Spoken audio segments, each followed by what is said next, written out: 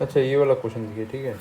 तो क्या बोला जा रहा है, टोटल 6 पीपल है जिनका नेम है आपका WXYZ EU तक टी तक, ईच ऑफ डिफरेंट एज, सबका अलग अलग एज है।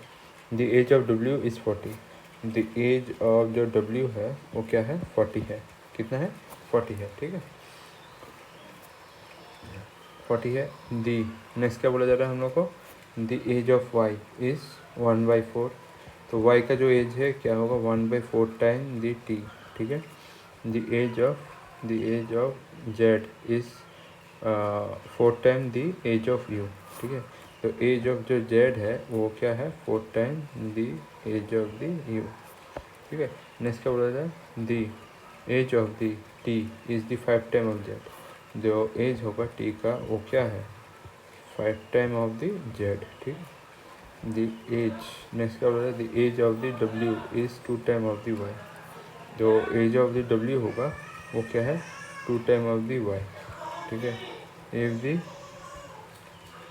The age of the U is 1/3 time of the X, if age of the U, age of the U क्या बोला जा रहा है हम लोग को, क्वेश्चन के सामने लिखता हूँ, ठीक है। Age of the U is 1/3 time of the age of the X, then the age of the X कितना होगा। देखो इतना वाला जो है आपको कैसे करना पड़ेगा, आप ऐसे कर दीजिए फ्रैक्शन में ना लिख के,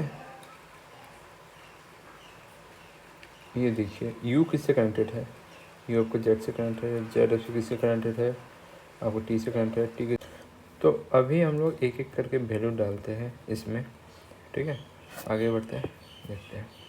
देखो वैल्यू देखो, आपका पहला जो वैल्यू है वो क्या है आपका दिया गया है 40 W जो है, तो W किस में आ रहा है, इसमें आ रहा है, तो W इसमें अगर आ रहा है तो Y का वैल्यू कितना हो जाएगा आपका 20 होगा।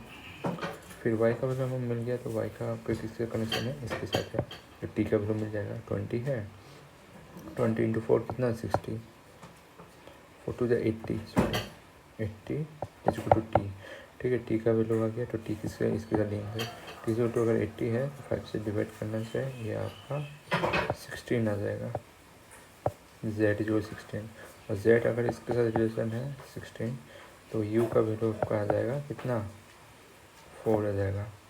फिर आप U का वैल्यू हम लोग का क्या मिल गया 4 मिल गया, तो इससे मिल जाएगा 4 अगर इधर की पूरा तो 12, x इक्वल टू 12। तो इस क्वेश्चन को ऐसे सॉल्व करना था, इजी था, समय खाने वाला था, बस वो करना है।